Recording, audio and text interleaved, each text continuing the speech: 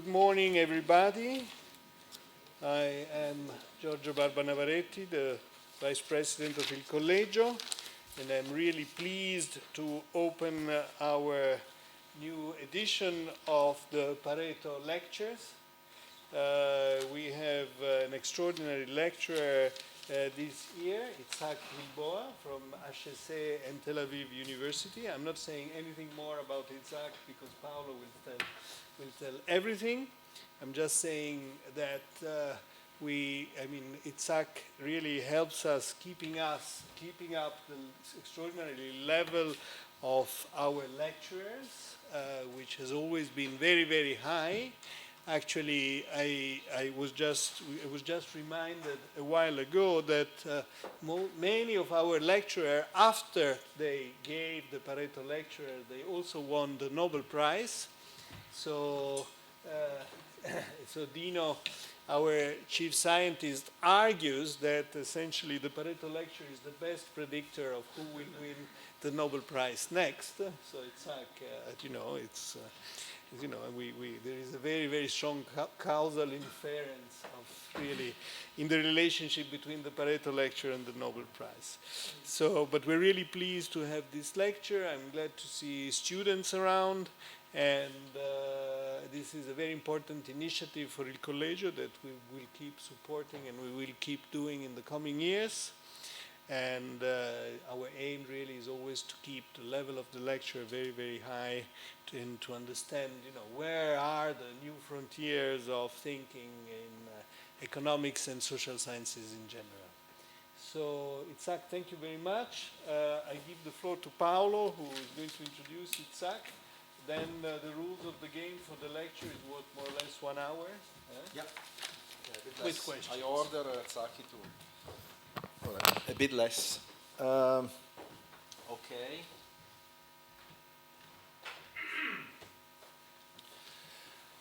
Okay, so this is, as Giorgio already mentioned, this is the 2019 Pareto lecture, which is a tradition that we established with the Collegio Alberto in 2007. So it's been with us almost ever since the beginning of a modern Collegio Alberto.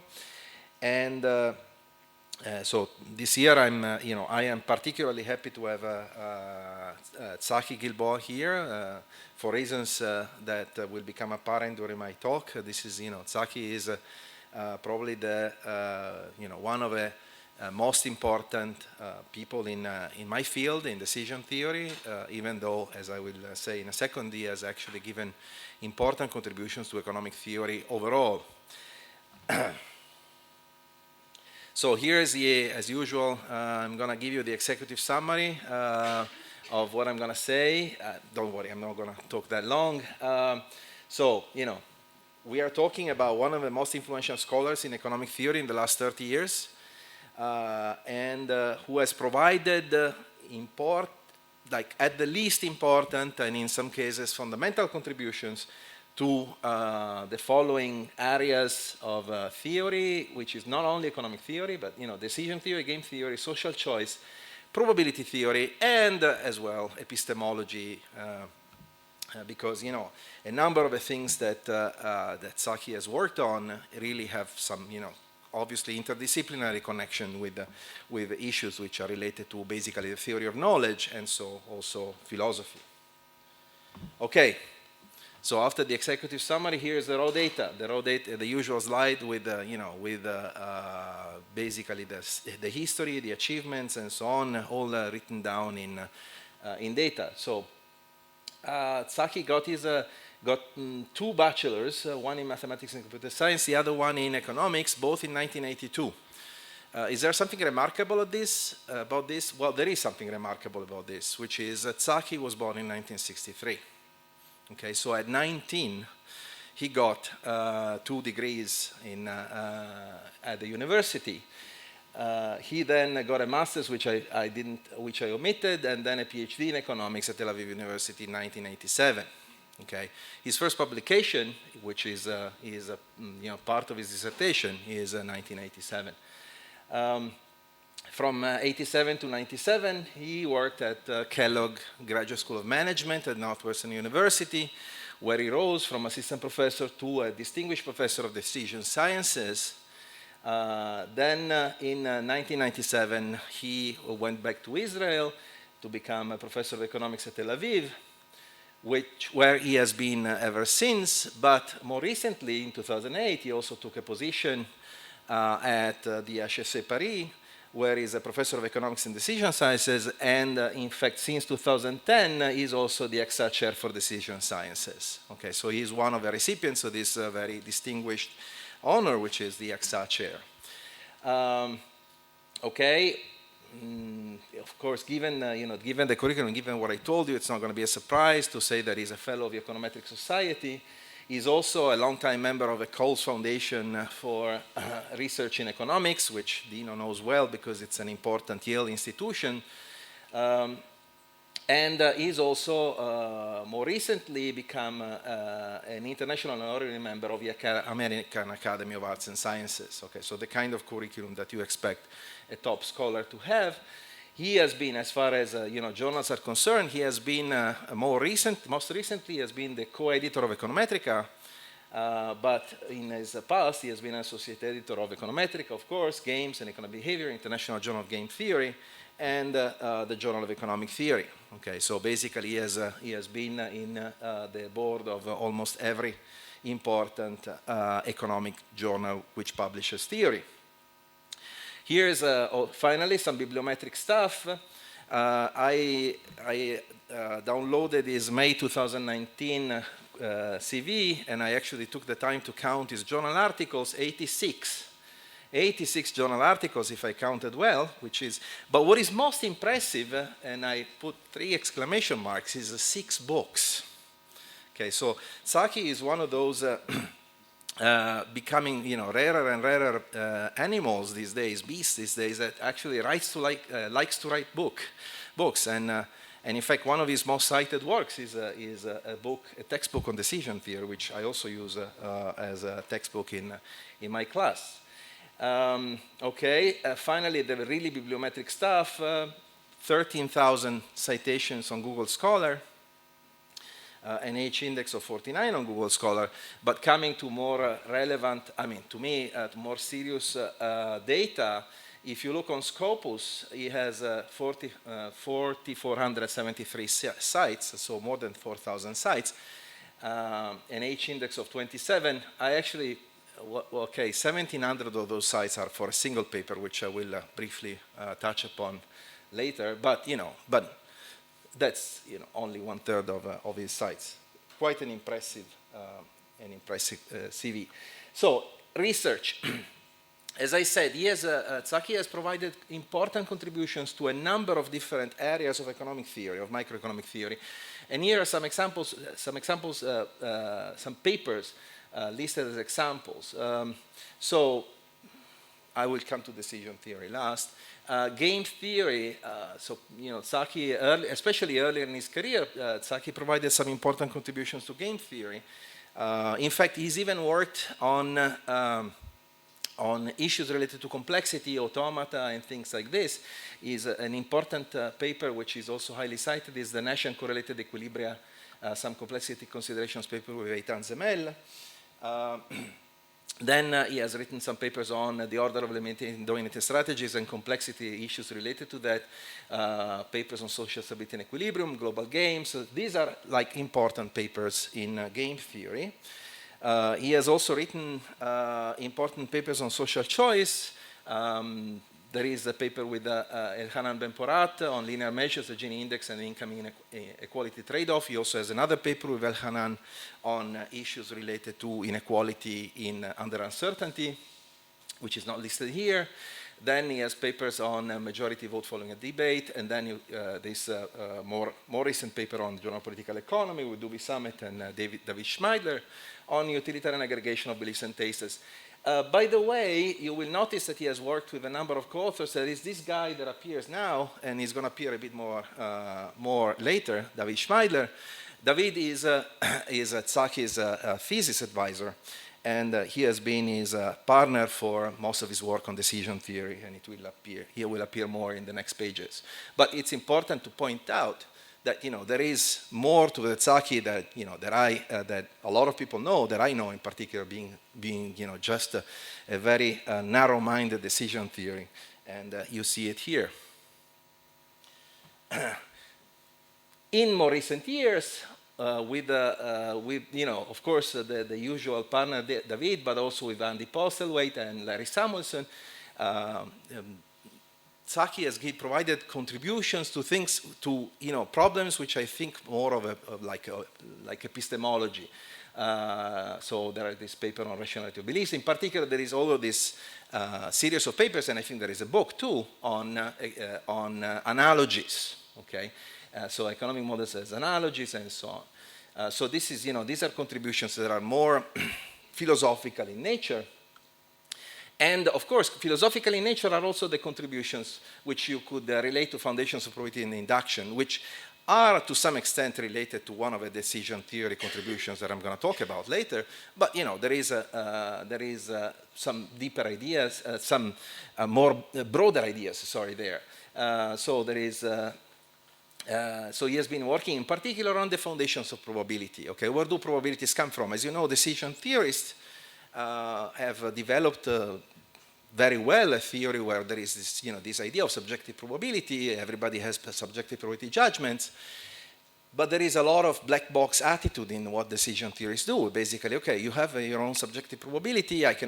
We cannot discuss very much about your beliefs.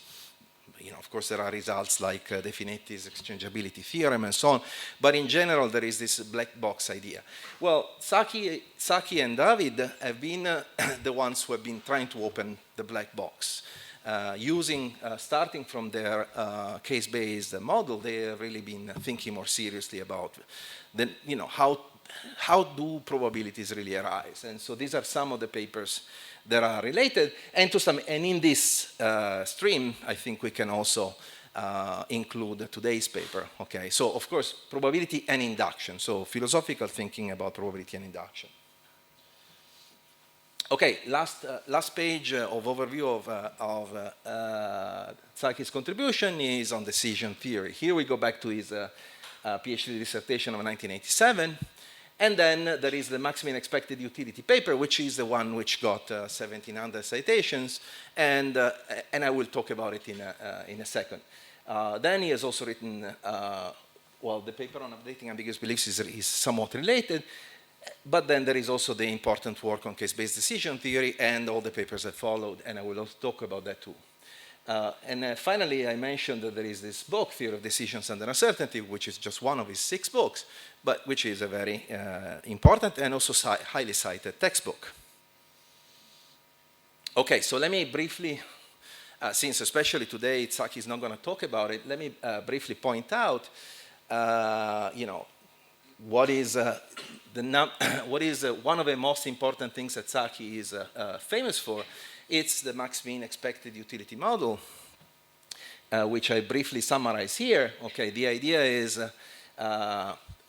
generalizing from the standard expected utility model, which used to be the kind of main staple of decision theory and economic theory, where you choose the action which maximizes your expected utility.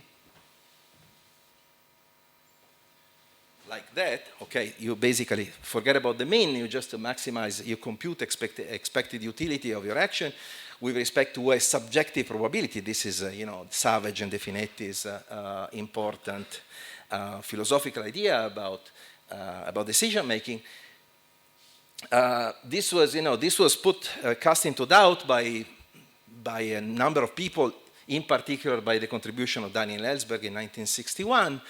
And so the model of expected utility has been generalized to allow for the possibility of people having more than just one belief, but having possibly interval valued or a set of beliefs. In this case, here it's a set of beliefs C.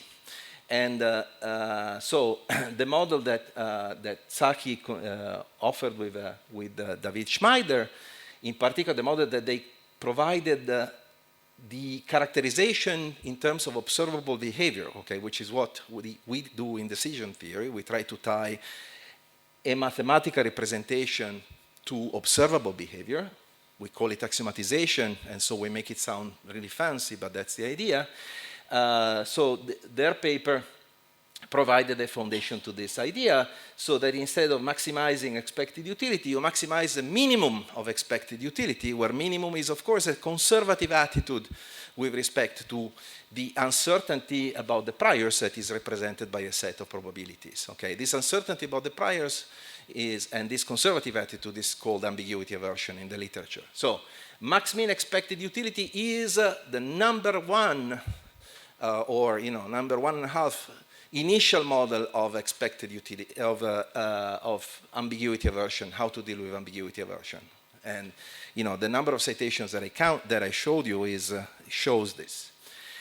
But Saki and David didn't stop there. They also provided another important contribution to decision theory, which is their case-based decision theory model. This is more novel. It's a totally novel approach, very different, in a sense, very different from max mean. Max mean, to some extent, was, as I said, the beautiful contribution of Gilboa and Schneider is tying what was a kind of mathematical representation that some people had already thought about to observable behavior. But this is something that really is completely novel to people like us.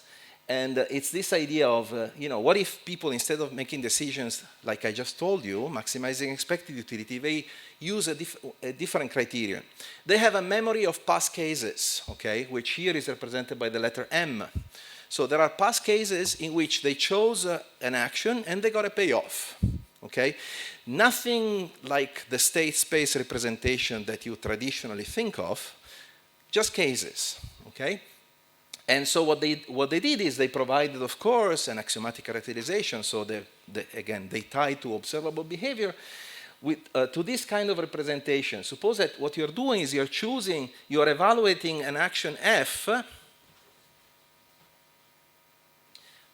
by comparing, by looking at the payoff that the action F has done in has given to you in previous cases, okay? But of course, in previous cases may be different from the one at hand, the one you're choosing. And so there is this similarity function, SPQ, that tells you how similar you think those past cases are from your current case. And so you of course provide more higher weight to past cases which are very similar and lower weight to past cases which are less similar. And so this is the case-based decision theory model, which is really something that they really introduced a complete novel introduction to economics that was done by Gilboa and Schneider.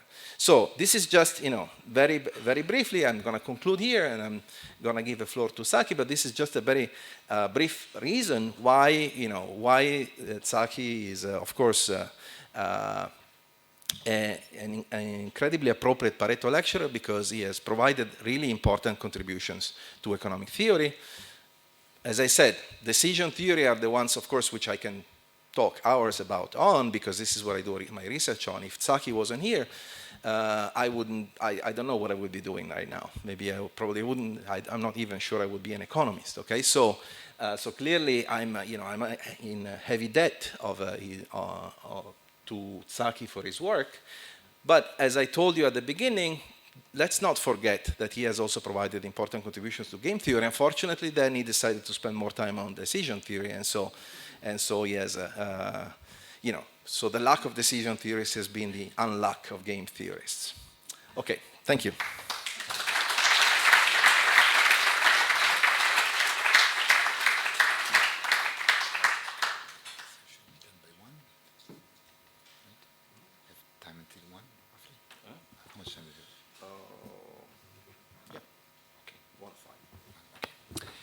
Okay, thank you very much. This was embarrassing. I hope you all realize that you're bound to be disappointed, because this was way, way too generous.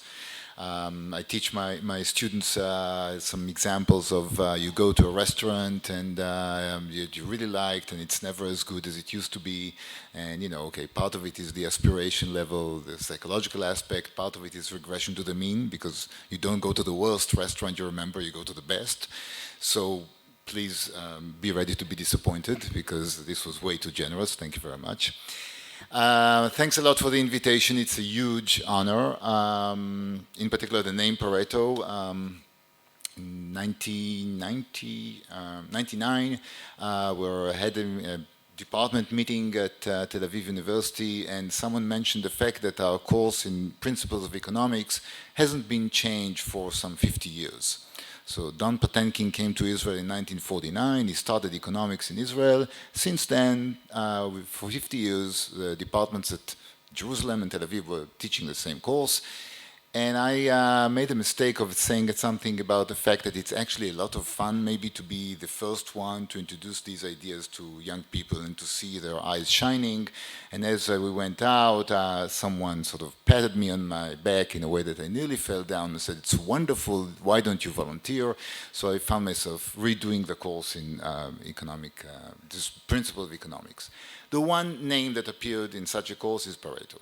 Okay, so if I think there's one concept that we're trying to convey to students and that they can see in their eyes, and it's not entirely trivial, but simple enough for principles, is I think the idea of Pareto optimality, Pareto improvement, which also happens to be, as I'm sure you know, one of the few things that economists can agree on when it comes to social choice and things like that.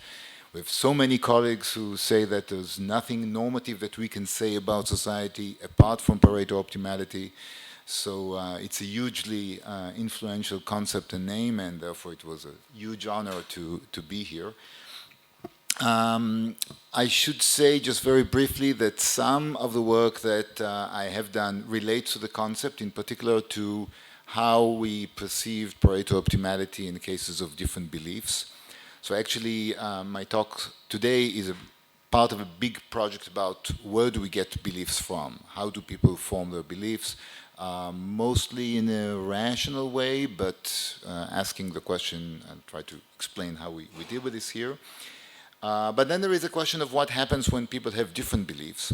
And one thing that we tend to do in microeconomic theory courses, both at the undergraduate and graduate level, is to start a course and teach stuff about apples and bananas and explain Pareto optimality and explain the Edgeworth box or things like that, and maybe prove the welfare theorems or explain the welfare theorems. And then at some point we say, okay, what about uncertainty? And we say, wow, it's the same. We can just take the same model, plug it in, and then continue the same way. And there are actually two papers there that are trying to maybe criticize this a little bit. And what I wanted to mention is that some of the philosophical questions that are being asked are actually quite relevant to rhetoric of what's actually going on these days. So I would not pretend to say that we can come from theory and put things on an Excel file and find out the right numbers, but some of these things have immense influence on the way we think about things. In particular, if we think about global warming these days, and there is a question of how do we assess the probabilities, and is probability the right model? And what many of us, including Paolo and myself and others, are doing is trying to take issue with the common approach in economics that the only way to think about uncertainty is by probabilities. And the great guru for this is Bruno De Finetti, who later on was followed up by Leonard Savage, but Savage was really a disciple of De Finetti. Amazing geniuses with incredible intellectual power and a lot of mathematical elegance, who basically convinced the whole field that what's the right way to think about things. And this has to do also with financial markets and these kind of questions of whether we take Pareto optimality in the case of uncertainty the same way we think about it in cases of goods such as apples and bananas, and about whether the right way to think about, say, global warming is probabilistic or not. So these debates that sometimes may sound a little bit philosophical actually do have a lot of impact on the way that governments make decisions and the public debate is going on. Okay, so I'll try to say, just explain a little bit this project, and there are two papers here, both with Rossella Argenziano, who's at Essex these days. One of them actually came out, but they are on the website if anyone's interested. What I'll do here is going to be relatively brief and just explain the highlights. But the big question is, where do people come up with beliefs from? And it will relate to what Paolo mentioned on thinking by analogies. The way we try to explain it here is to say, how do people come up with similarity functions? And how do I know what is similar to what? In some sense, what we're going to call the second order induction is the notion of learning what is considered similar. Okay? So we'll try to take some way of thinking that we think is psychologically plausible, thinking by analogies, but to treat it relatively rationally, to think about what's the most rational way to think about it. And I'll start with a few examples of where we think this could be a model of how people think, not necessarily in an irrational way, and then try to put it into some model.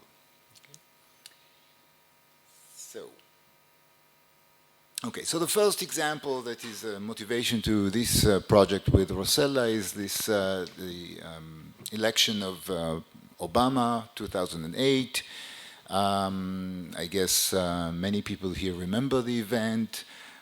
It was really very exciting. I mean, people were in tears. People were very excited that someone who's not white can be elected president of the United States. And there was a feeling that something big is happening in terms of something really historical. And what we want to stop here for a second and ask is, okay, why is it so important? Surely it is a precedent, we agree, but why are precedents so important actually? Okay, what is the impact that this thing has on people? So suppose that I'm an African-American child in an inner city somewhere, and my dream is to become president of the US, right? And just imagine that such a child comes to you and says, and you ask him, what do you want to do when you grow up? And say, oh, I want to be president of the US, okay? And the question we want to ask is, how would you treat this answer before and after the election of Obama, okay? And the thing is that before you would say, well, let's face it, people of that group haven't really succeeded so much. And we actually looked up the data, and there were about, depending what you count as an attempt, but if you say someone who tried to get the nomination of their party, there were about 6 or 7, including Jesse Jackson twice, including a woman from 1870, a black woman in 1870 who ran for the nomination of her party. No successes, as you know. So you look at the statistics and you say, well, let's face it, maybe 6 or 7 tried, no one succeeded. After Obama was elected, statistics look different. And now you could say, oh, we have 1 success out of 7 or 1 out of 8, okay? And surely 1 out of 7 is better than 0 out of 6. But we feel that the numbers don't really capture what's going on, right? I mean, the big feeling that we had is that something big was happening, and the big thing was probably that race is no longer important, okay? So what we want to say here is that we judge probabilities by past frequencies, basically, we're sufficiently rational. But when we do the statistics, the question is, what do we take into our database, so to speak? What is considered similar? What is considered relevant to be included in the database? Now, if the variable race is an important variable in your similarity judgment, and this African-American child comes to you, then you go to look at the database of people of the same ethnicity or same race, then you find out that the statistics look very bad. But if, as a result of the election of Obama, you say, well, maybe race is not an important variable anymore, then you judge that person based on their other credentials, and you just ignore race, you put them in a bigger database, and then you'll have to judge, I don't know what, how eloquent they are, how tall they are. I'm not saying, there are many other things that are relevant to be elected. And we all know that US presidents tend to be taller than average. So I'm not saying that it's all merit-based, but race at least is not there. And we'll be able to show it. I mean, I won't do it here, I won't go through the exercise here, but in the paper we actually look at which ranges are there, and the numbers would fit that story. So the main thing that we want to talk about here is the process by which people ask what is relevant or what is similar enough to be included in the statistics, and they learn this from the data themselves. Okay. The second example is the fall of the Soviet bloc. This is going back in history, so this is something that I lived through to know more or less, to experience, but even my co-author, I don't think can actually report what was going on. She was too young. So 1989, the Soviet bloc collapses, and the first thing to happen is that Poland was allowed to break free, and after that, all the Soviet bloc, one by one, and sort of revolutions. In some places, there were some skirmishes, maybe in Romania, but basically within a matter of a few months, the Soviet bloc completely collapses, sort of a domino effect. And we want to ask a similar kind of question here. When you're asking yourself, do I have a chance? Suppose that you are now a resident of Czechoslovakia. Poland was allowed to break free. And we are in Prague, and we're asking ourselves, should we take to the streets? Do we have a chance to succeed in a revolution? Okay.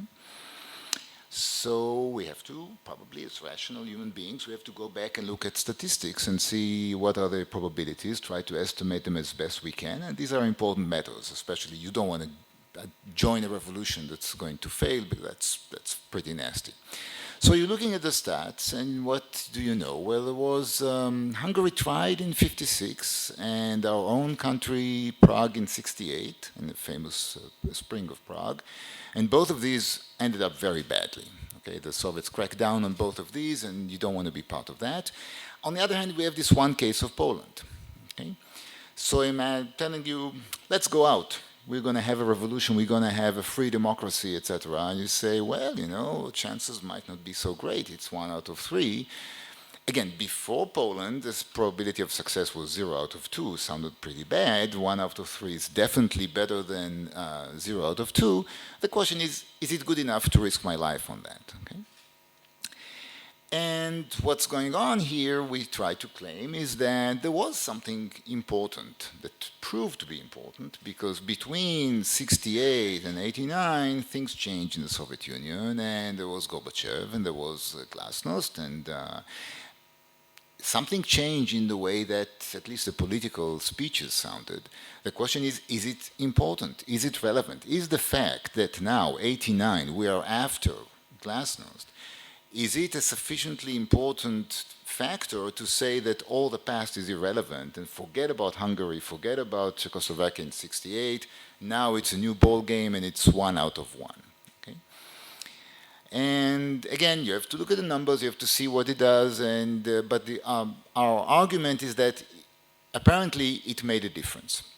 People looked at the single precedent of Poland and they say, well, probably it is a new ball game. Given the fact that we see this success, this very fact that Poland was allowed to break free proves to me and to everyone around me that Glasnost made a difference, that the variable pre-post-Glasnost is important, and now I'm in a new ball game, and now I can ignore the past history.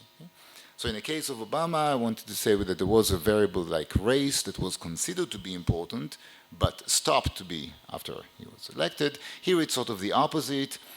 Time passes by, there was some Glasnost, etc. But I learned that it is an important variable, and after that, the more successes there are, they only corroborate the conclusion that this variable matters, and the entire Soviet bloc disappears. However, the Soviet Union remained as a sovereign state for 2 more years. Okay? The Soviet Union broke up only in '91. Okay? And now we want to go back to the same kind of reasoning and say, suppose that I'm in Lithuania or Latvia. Okay?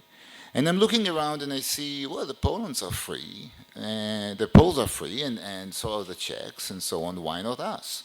We're also a distinct ethnicity, we have our own language, we also, in a way, joined this big empire only after the war. Why don't we become a free country, a democratic country, etc. Okay?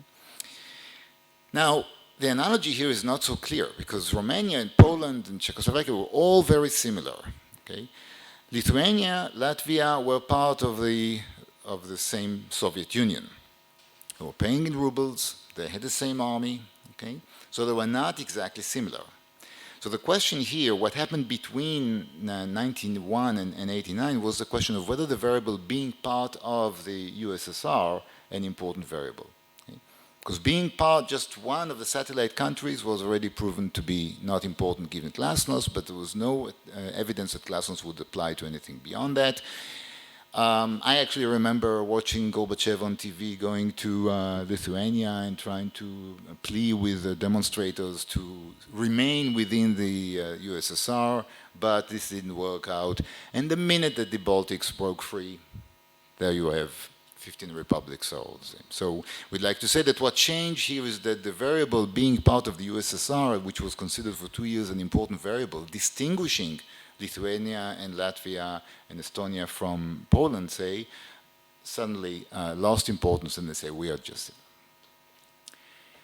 What happened after that? Well, suppose I'm Chechen and I'm saying to myself, well, if the Lithuanians can be independent and the Latvians, why not me? Okay? But the big difference is that Chechnya is part of the Russian Federation. Okay?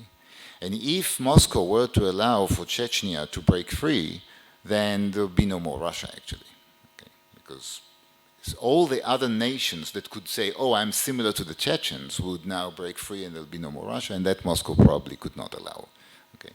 So sort of a somewhat sad, but we view the battle for Grozny as a battle for the similarity function. The question was, is being part of the Russia proper an important or not important variable?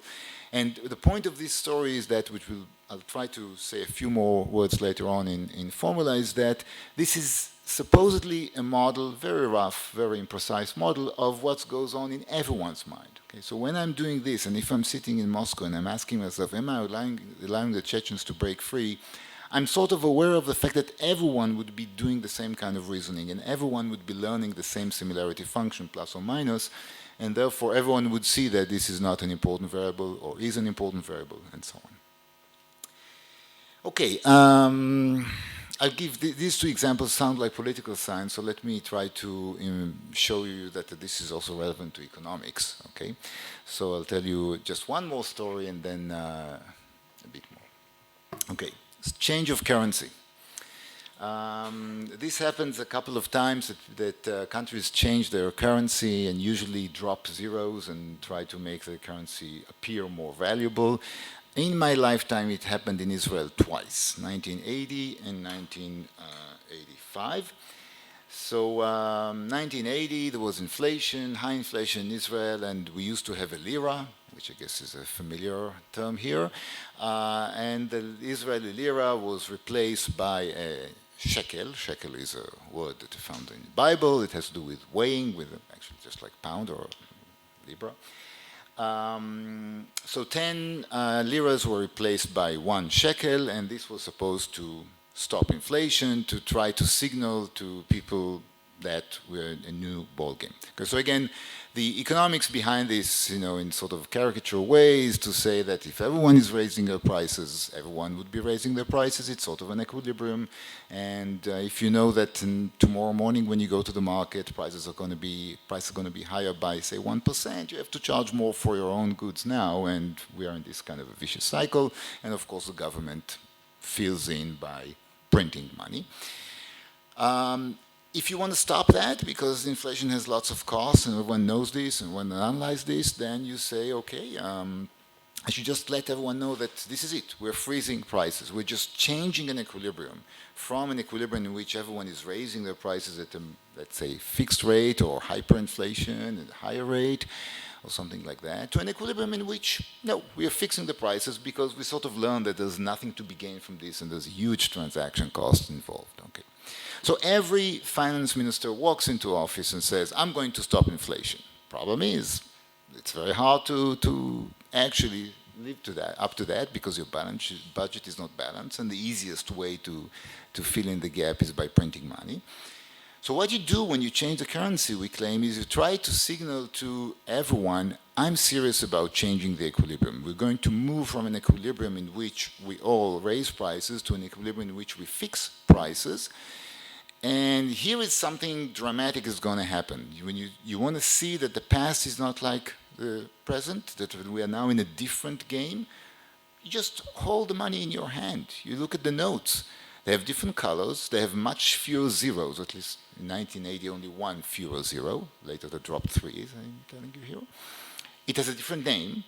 So you say to yourself, oh, the past isn't exactly the same. If I'm asking myself, what will this this finance minister do, there is some reason to assume that maybe this is a new ballgame, because something changed, and the perception, the psychological aspect of the perception of the color of the note and the name and so on, helps me to believe that this is a new ballgame. Okay? So this is what Israel did in 1980, and inflation turned into hyperinflation. And why is that? Because the government kept spending money that it didn't have. And what we try to argue is that people pretty quickly figured out that call it shekel, call it lira, it doesn't matter. You know, it loses its value, and you should raise your prices if you want to stay in business. What happened 5 years later is that with the help of a national unity government and a very responsible fiscal policy, they changed the name again. So the new Israeli shekel that we have since 1985 dropped 3 zeros, but this time it was accompanied by a fiscal policy that was responsible. What we'd like to argue here is that the people are apparently sufficiently rational to learn what matters and what doesn't. Is the present similar to the past? Is the new government going to do what the past government did? Even though this is now a shekel, not a lira, well, if the government kept producing, or kept printing money, kept spending money it didn't have, then people pretty much learn that you call it shekel, you call it lira, this is not an important aspect of the similarity. What matters is the way you behave, and therefore inflation spiraled into hyperinflation. The second time around, there was this perceptual thing that it doesn't really matter whether it's a shekel or a new Israeli shekel, right? We all know in economics we teach this in a very basic thing. It's completely nominal. Who cares? Why spend all the money on changing it? But when this perceptual thing is accompanied with a different outcome, namely different economic policy, it can make a difference, and actually inflation was stopped in 85. Okay, so just a few words on the how we try to model it. So to put it in a bigger picture, what we are asking in this project, and this is a project that to a very large extent started out with David Schmeidler years back, is how do probabilistic beliefs, how do they get formed? And I believe many of us, and I trust Paolo says the same, got into the field to a large extent because of the beauty of the axiomatic approach. The axiomatic approach has something amazing about it. You look at mathematical theorems that say if something behaves this way, you can represent it that way, and it's really very exciting. You know, some things like utility, which could be a bit abstract, suddenly gets its meaning, and you know what it means concretely. And for people like me, I don't understand metaphysics, but you know, when I suddenly understand the utility is the kind of thing that is used to predict behavior this way or that way, or subjective probability is this kind of thing. Okay, and again, Bruno De Finetti was maybe the big prophet of that, and then Leonard Savage brought it to an amazingly beautiful theorem that is sort of really perfection of beauty in many ways, philosophical, mathematical, and so on. And you look at it and it's fantastically beautiful. But what this approach is doing, and what a lot of us are doing in decision theory, this axiomatic approach, is only about form and not about content. Okay? So when you look at a theorem like this, then it has huge rhetorical value. It can convince you whether you want to think about it normatively, that this is the right thing to do, but also descriptively that this is what might be what people out there are doing. Okay, so let me just explain this in 2 words. If someone asks you sort of a decision, you're a decision theorist, tell me how should I make decisions, okay? So of course, for most cases, we don't have the answer. Okay, so we do have wonderful answers for Google Maps or something like this. What is the fastest path? This does fit the I think the vision that the founding fathers had in the 1950s, that you just put your problem on a computer, you get the answer, and you don't argue, because everything is fully computerized. We have the data, we have the algorithms, and the computer knows better than you do. Most problems in life are not like that. Okay, so if students ask me how should I invest my money, I tell them, well, if you have money to invest, it means you already know something I don't. You know, why would I tell you how to invest your money? But I can still help you think about the problem. Okay, and if I ask you how you'd like to think about it, the axiomatic approach is immensely powerful. It says, well, here is some model, and many people would say, I want to be this kind of decision maker. This decision maker is really rational, really beautiful. I want to be that person. And then I say, okay, if you want to satisfy these axioms, that's the way to do it. Okay, so here's the mathematical formula, which is the only way to satisfy it. Maybe this is going to help you become this kind of person. Now you only have to find out your utility function, your subjective probability, or things like that. So decision theory can be very useful in this kind of a dialogue, in which even if you know what you want to do, you might want to test it by the model. Okay? So on one extreme, we have cases like Google Maps, where it's not really a dialogue. You tell the computer what your problem is. With the help of decision theory, operations research, what have you, you get the answer and you don't argue. Okay? But many of the important decisions in life are not like that. On the very other extreme, you know the answer, what you want to do, and the decision theories would only come later on to try to justify your decision. And if you find out that it's difficult to justify the decision, maybe you want to rethink it. Okay? So we call it decision theory between software and the shrink. I mean, the software is where you put it on your cell phone and you get the answer. The shrink is that you're sitting there, if you like, on a couch. If not, just take an armchair. And the decision theorist is helping you to understand your own decisions, trying to justify your decision post hoc. And the axiomatic approach and this kind of work is immensely useful in this thing, where in one paper we argue with other colleagues is that the language in which the discussion should be made is also part of the dialogue. Okay? So for instance, if you are thinking about financial crisis, and I tell you, okay, let's try to find out what the probability is, and you as a decision maker feel a little bit uncomfortable about it, and you say, well, I'm not sure I know what the probability is, then I'll say, okay, so we've been working on this to provide you with other models. Maybe you'll feel more comfortable with this kind of model or that kind of model. Okay. So here the language of the model also is part of what should be adapted, and the axiomatic approach is very useful in trying to convince decision makers which person they want to be or how they want to make decisions. Something which is maybe not sufficiently highlighted in this thing is forget about actual decision makers. I'm an economist. I want to understand the economy. I'm not going there to talk to anyone who invests in the stock market. I just want to understand how they behave.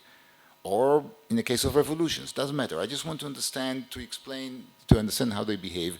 Why do we need axiomatizations? As Paolo mentioned, these are characterization theorems. These are mathematical theorems that say that one thing is equivalent to another. Now, if I'm doing serious science, who cares what representation of a theory do I take? If the two are equivalent, then the theory explains the data exactly the same way, this way and that way. Okay? But, okay, so I won't get into all the reasons for which we might want to do this, but a lot of it has to do with the fact that when economists do talk, we don't have theories that work perfectly well. Okay? We're not in physics.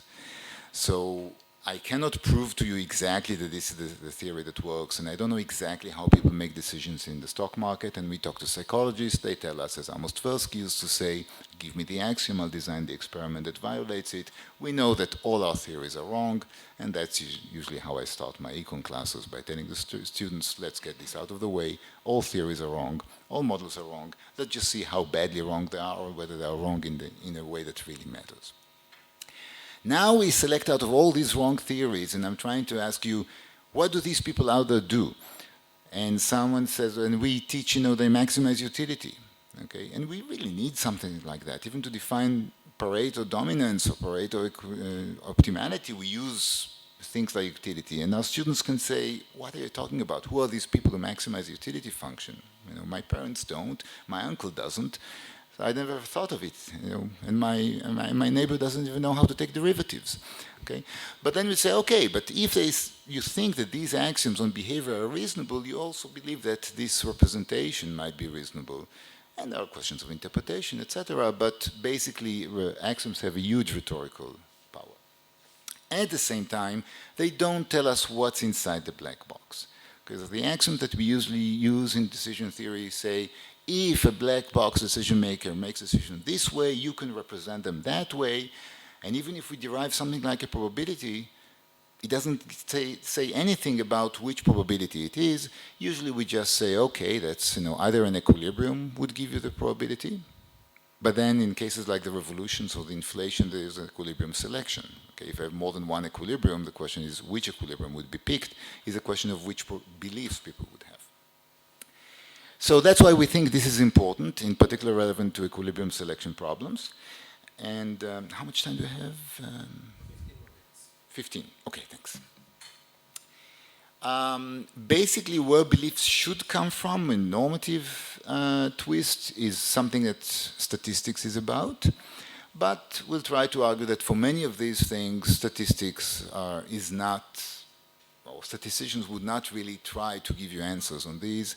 There are some attempts to try to predict revolutions, but we all feel that, you know, something like the collapse of the Soviet Union doesn't really fit any textbook in statistics so well, and the same would apply to whether this new currency change is going to change the equilibrium and stop inflation. We do want to look at the past, but it's not like we have something that we can take off the shelf and say, here, Stata would give you the probability. Okay? So that's the kind of thing that we want to look at, but both statistics and psychology would be relevant. So, this is part of, in some sense, of this project of case-based, at the beginning, case-based decision theory that David Schmadler and I started in the 90s, where people are just making decisions based on success of these decisions in similar problems in the past. There were no beliefs there. Then we moved on to a project in which beliefs are generated by this, and Paolo was generous enough to mention that too. And this is basically a problem of induction, is how do we learn about the past, about the future from the past. We assume that the future is similar to the past. David Hume, who formulated the problem of induction, was basically the one who said that from similar causes we expect similar effects. That's basically what this is about. What we focus on here, and that's the term second order, is to say that how to learn about the future is also learned. Okay, this is why we call it second order. If first order is just to say I expect similar things to happen, then, or in similar problems, similar things would happen, then second order is to say, okay, what's similar? Okay, not too many formula or anything like this, but I want to show you something that I find quite exciting. So when we started this early on, David Schmadler and I, with some colleagues, found some formula. There was another thing that's very much related to things that happen in statistics, well known in statistics. In particular, we found at some point, and this is a case where we actually started from the axiom and got into the mathematical formula. Often, you know, we do the other way around. We like the model, we look for the axioms it satisfies. This case was really from the axiom to this. So we got this formula for generating probabilities. And what does that say? Well, let's say this is very much like a regression problem. So we have m predictors, x1 to xm, and a variable to predict y. We can think of them as binary for the time being. And I'm trying to estimate the distribution of y, or let's say the probability that this y, this new y, is going to be 1. So this formula that we found here is just the empirical frequency of the y, but weighted by the similarities. The The formula there is saying that if you ask me what's the probability that y be 1, I just look at how often y was 1 in my database. This makes lots of sense. But I weigh it by similarity. So it's the basic idea is, I guess, very simple. If I go to my doctor and I ask her what's the probability that I'll survive the surgery, and she says, well, 70% of the patients survive the surgery. That's good news. Are you talking about men or women? Okay. Are you talking about people under or over 50? Are you talking about smokers or non-smokers, etc., etc.? If I keep bugging my doctor with too many questions, at some point she'll say, look, when I operate on you, I'll let you know if you survived. But until then, I cannot really tell, because every human body is sufficiently unique so that if I can put in all the variables, I'll find out that eventually I'm alone in a database. Okay. We usually want to be unique. Okay? We think of it as one important thing of Western culture, that we'd like to feel unique. But when you're sitting with your doctor looking at statistics, you don't want to be so unique. Okay? So if I insist on the doctor putting in all the variables, then I'll find out that she doesn't know. Okay? If I put in all the database, I know that some of the data are not relevant. So this idea is saying, well, take a similarity function, which is giving you some way to measure it, put higher weight on people of the same gender, age, and versus other, etc. So we were happy with this, and we presented it, and this was for the case actually that y has more than one value. It's much nicer axiomatization if there are two values, and Paolo remembers, I think, that he asked me a challenging question, because the mechanics of this particular result is exactly the fundamental theorem of projective geometry, which was used to explain drawing by perspective. So there's also something very interesting about the fact that probability also emerges a result of the Renaissance, so that's at least part of what scholars say. Paolo thinks that I'm cheating by 250 years, but what are 250 years between Paolo and me?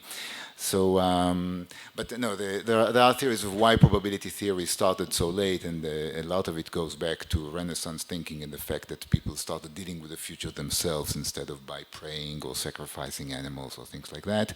So we were doubly excited to find out that the formula that we found here is actually the exact same formula that's used for perspective drawing. In any event, so this was very exciting, and then turned out a few more things that were interesting is that people from statistics say, oh, these are called kernel probabilities, of course, right? I mean, you call it similarity. In statistics, we call it a kernel function, and these are kernel probabilities. And people from psychology says, oh, this is called exemplar learning. This is, it's nice that you have axioms, but we know this formula. It's called exemplar learning. Okay? And then, so here's a little bit of reference to this. So in statistics, indeed, kernel estimation of density functions goes back to even to the 40s, and then there is HEC, Rosenblatt, Parson, who specifically looked at this formula as a way to estimate non-parametric functions. Exemplar learning in psychology was introduced by Shepard in '57. I'm cheating here a little bit. In the psychology literature, the task is not to estimate probabilities. And apparently, if you ask a subject to estimate probabilities, you get a lot of noise. But what you do get is you ask them to categorize things. Is it A, is it B, etc. You, as a psychologist, trying to estimate the probability of their answers, use this function. Okay? This is what's called exemplar learning. The interesting thing is that both in statistics and in probability, and in psychology, learning the similarity function also appeared. So in statistics, it takes often like in the Nadaraya-Watson work, you choose the bandwidth of your kernel function, which is a way to learn what is the right kernel function. Okay, and you'd expect it that you have more data, you could use a narrower kernel. In psychology, there are works by Nosovsky who show some evidence that in this categorization problem, people learn the importance of features. So if you have like two-dimensional features A and B, and you show them categorization problems, people seem to learn what is a better predictor. So our basic point is to say, look, if statistics and psychology came up with more or less the same formula, give or take a bit of cheating I told you about, isn't it a good starting point for us? Okay? Statistics is not about modeling anything, it's just about what is the right way to learn from the data. Psychology is not about the right way to do things, it's just about how people think. In fact, for natural reasons, psychological research might put a bit too much of emphasis on irrationalities because they're looking for new things. So we should be a little bit careful when we buy things from the psychological market. But if those people are not interested in the normative side, and these people are not interested in how people think, have the same formula, maybe it's a good starting point, and that's what we try to do there. So I'll just tell you what are the main results, and in 5 minutes I'll be done. So the main things we try to do is first to write down the simplest possible model in which everything is binary and either a variable matters or it doesn't matter, such as the example of race in case of Obama, whether race is part of the way we judge similarity or not, post-Glasnost, and examples of this nature. And then we use it to formalize what was happening, we argue in the collapse of the Soviet Union and also in the case of the change of currency, where what we're basically looking at is a coordination game. Okay, so a coordination game is a game where you want to do what everyone does, basically. There's typically more than one equilibrium, and this is where the story becomes interesting. In a revolution game, either we all take to the streets and then you want to be part of us, or none does, and then you certainly don't want to be the only one challenging the authorities. In an inflation game, if everyone raises their prices, you have to do it the same as well. If not, you don't. So there are multiple equilibria here, and the question is which equilibria would be chosen. We suggest to look at games in which the statistical problem is part of what's going on. In that story of the statistical games, we just augment a standard model of a game. Basically, we're looking at a sequence of games, but are strategically unrelated. So we want to abstract away from all the repeated game arguments. Unrelated games could be the game in Poland and then the game in Czechoslovakia, completely different set of players. But the only thing that connects them is a statistical problem. Okay, so we take a problem such as the x1 to xm and the y's, and these things are sort of correlation device or sunspots, and we try to apply this learning of the similarity function as a theory of sunspot selection. Like, do we all going to converge on the equilibrium in which there is a revolution or there isn't, because we all observe the history and we decided together whether or not post-Glasnost is important or not. Okay? So the sunspot is not payoff relevant in and of itself, but it is a coordination device, and we try to suggest that people, when they look at such a game, have strategic reasoning combined with statistical reasoning. So if I ask you if the revolution is going to succeed, the first thing that pops up in your mind is a statistician. The statistician says, well, this is a statistical problem, so if the revolutions always fail, it's going to fail. Okay? The statistician spoke. Then you realize that you're playing a game. But if there are multiple equilibria of the game, and you ask which one of them is more likely to be played by everyone, then the statistics is playing the role of this sunspot, if you like. Okay, it's helping to choose the equilibrium we all converge on. Given that this is what the others are doing, it's also an equilibrium for you to do. Okay, so even if you read my paper and you're convinced and everything now is commonly known, if you know that this is how other people reason, it's also your best response to reason that way. And on the statistical problem, this is a part of that actually already published in the paper with Rosella. We have some asymptotic results that say that things are not so simple if there are many variables. Okay?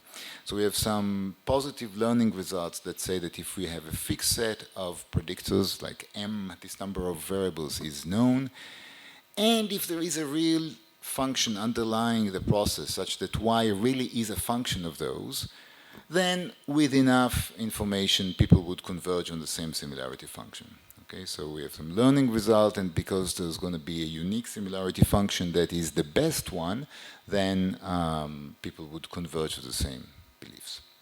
However, if the number of data points is low, and the number of predictors is high. For instance, we're trying to explain the growth of economies, and every year someone new comes along and comes up with a new story. Someone says it depends on whether it used to be a democracy. Someone else says, oh, it depends on how far is the walking distance from East Africa. And I guess these, that I'm not making these up, right? Okay, so these are really brilliant ideas that economists come up with for new variables that can explain the relatively few data points we have, because we cannot generate new economies. In those kind of cases, we get non-uniqueness as a typical thing, so that disagreement on beliefs might be the rule rather than the exception. And we also have completeness results NP completeness results that say that even if the solution might be unique, because it's getting to be computationally complex, so complex that it will be even complex for computers, that we might have disagreement, we might have people settling down on not the best similarity function, simply because it's computationally difficult to find it. Okay, so by and large, this is trying to say, and maybe I'll just conclude with that, is that problems in which we have few predictors and lots of data are more like what we're used to in science. Okay, where we could do experiments. There are so many variables that can matter. You could run experiments like we did in high school when we boil water, and then we can all converge and agree on what science says. Problems that we see more in political science and some problems in macroeconomics are problems where we have so many variables that play around, and the inability to run experiments, that's where we might find more disagreement, even if everyone is rather rational. Okay, I guess I should stop here.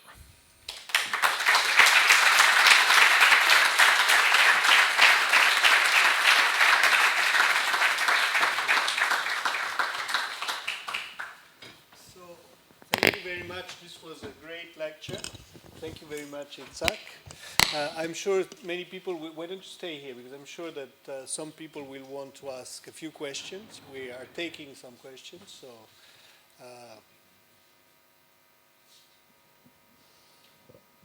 No question? Okay, I'll start with one. How is big data affecting the idea of the similarity function, in the sense that once you are able to deal with big data, and this is when you have a lot of data and fewer variables, maybe, then things become easier or not? No, actually, I would say that to find the optimal similarity function would be harder, and we also have results like this older result that we had for linear regression, where similar things happen. So, generally speaking, the more data you have, the more you could expect to see disagreement, because you have relatively few data points, and in genetic studies are a case like that. One semi-technical point is that with linear regression, we are used to the problem of overfitting, and you have to struggle very hard not to do overfitting. Here, in this kind of mechanism, I didn't get into the formula, but you don't have to worry about it so much, because the formula I did show you says that I predict y by past values of the same y. So it's not so easy to overfit. Okay? It's actually quite easy for me to give you a database in which you would, no matter how many variables you would use, you will never get a perfect fit, because every y is predicted by other y's. And all the x's that you put in only using to judge a similarity, but are not directly used to get overfitting. So this formula that we think is maybe psychologically simpler, I mean, I can more easily imagine people thinking in terms of similarity than in terms of linear regression, does have a built-in thing that irrespective of cognitive cost and computational cost, you don't want to use too many variables for what's called the curse of dimensionality. But the non-uniqueness is going to be there. And I think this is something that we should be ready to see. Yeah. So some of your examples, like the Obama example, seem to suggest that, that there are some discontinuities in the model, in the sense that for going from 0 to 1 is different from going through 3 from 4. So it's like that we now become aware of a new model. In the original model, perhaps we were aware, we thought that African American never, and now we know that the model is different. So this also relates to awareness. Right. Yes. Thanks for the question. So we could think about it as if you like to think about it in a rational way, put in all the variables that you could think about. And as I said, the way we selected here, I didn't actually give you the formula, but it's a leave one out technique that we use. This gives you already a reason not to use too many variables. And by the way, this actually works in practice because about 10 years ago with Ofer Lieberman, who's a time series person, we've did some work on this, and Lieberman actually continued to work on this in terms of putting similarity into the data generating process. But when we looked at actual databases, it actually works in practice. You could have a database of, say, 2,000 point and 20 variables, and the software would, the optimal similarity function would use 8 or 9. So trying to think about it as a rational way to make decisions, I would say, you know, let's put in all the variables you could possibly write down in English. The optimal similarity function would not pick all of them anyway. And then I can go back and say that it was rational to take race into account before and not after, and it was rational to ignore glassness up to a certain point and not to do it later on. So yes, it could have a feature of unawareness, but I don't need to assume any bounded rationality. Okay, thank you. Very inspiring, thanks a lot. I have two questions which are not fully related, but slightly. One is that most of your examples are on what I would call big changes or discrete changes, which we typically are very important in life and affect completely life, but are very different from the typical economic decisions that we tend to teach, which are marginal decisions. No? How much should I produce, or shall I buy an extra ice cream? So these things, that the way we introduce choices in economics are much more marginal. So that was one question. And the other one, which is partly related, that this type of theories, how would adapt to one question that always fascinated me in probabilities and beliefs. What is the probability of tomorrow's sunrise? How would you use this? Okay. So on the first one, yes, I mean, this particular project is about learning the similarity function, and it's probably also not something that you do on a daily basis. In our model you do, but if I think about it, so I think about my doctor who gave me the answer. So maybe my doctor learned from experience that blood pressure and age are important and my first name is not important, right? So I would imagine that my doctor is making these decisions and these predictions on a daily basis.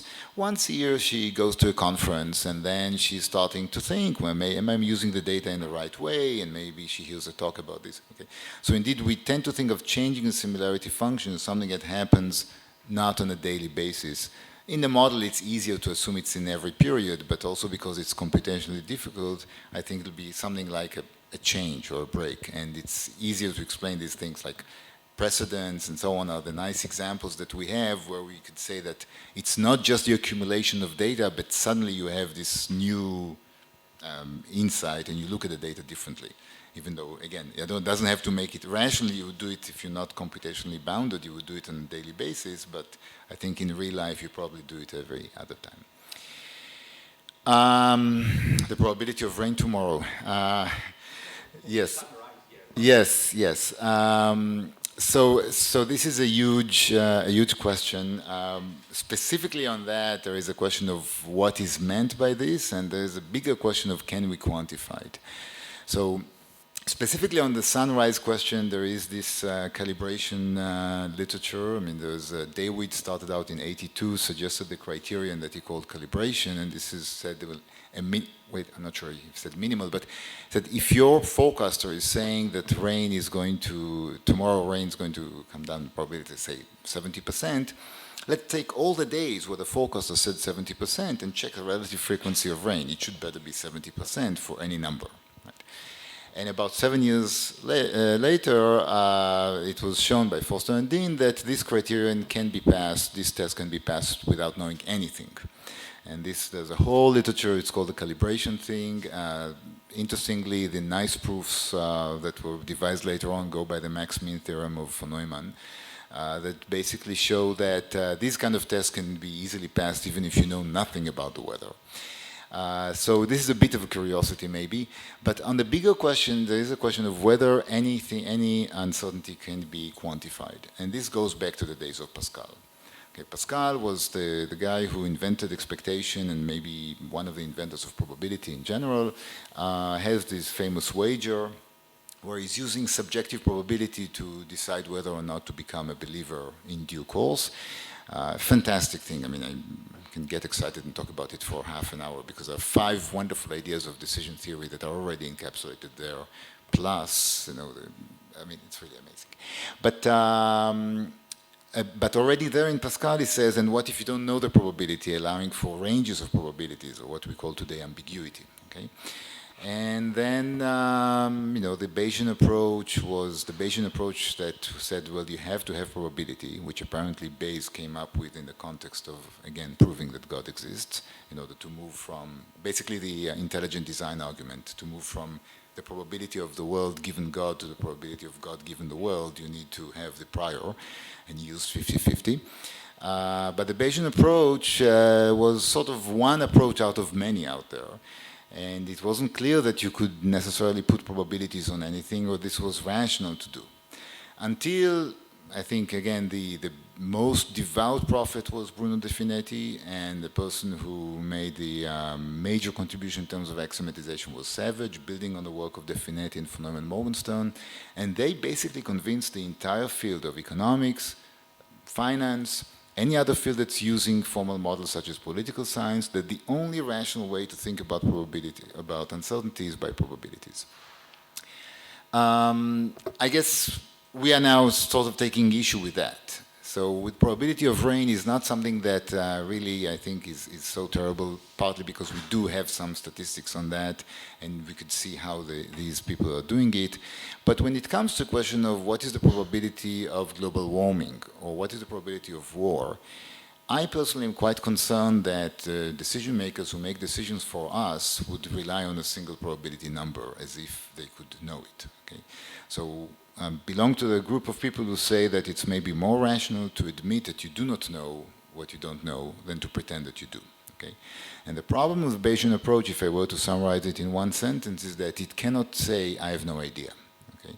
If you ask you what's the probability of a financial crisis, and you say, I have no idea, the Bayesian approach asks you, how much no idea do you not have? Okay? Is it like you don't know 0.70 or 0.71? Okay? And to say, I don't have the foggiest idea, is something that's not in language. And Keynes was writing things very similar to that in his comments in 37. And that's the weakness of the standard approach. And then goes all these, deep philosophical discussion of how come De Finetti and Savage are so convincing and they lead to something that at some point seems absurd. So there are some discussions there of where's the problem, where's the trick. But at the bottom line, I think the very fact that you want to say, well, maybe I really do not know. And it's very easy to come up with examples where maybe the optimal decision can only be optimal if you allow for not knowing. And any particular belief that you would put there would give you some other action. So when you think about what our governments are going to do, whether it's about global warming or whether it's about financial crisis and wars, I feel more comfortable if they were to use a language that says sometimes I do not know. Okay for the rain tomorrow, but less so for bigger things. Thank you. Yes.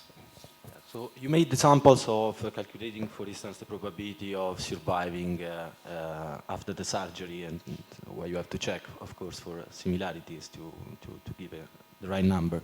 And this reminds me a lot the approach that people have when they do simple reduced form approach in estimating, for instance, the treatment effect of a surgery, and so where you want to calculate basically the impact of a surgery on an outcome. Then you have to check for indeed that those people, there are no other variables that confound that effect, so that coefficient that you estimate is not contaminated.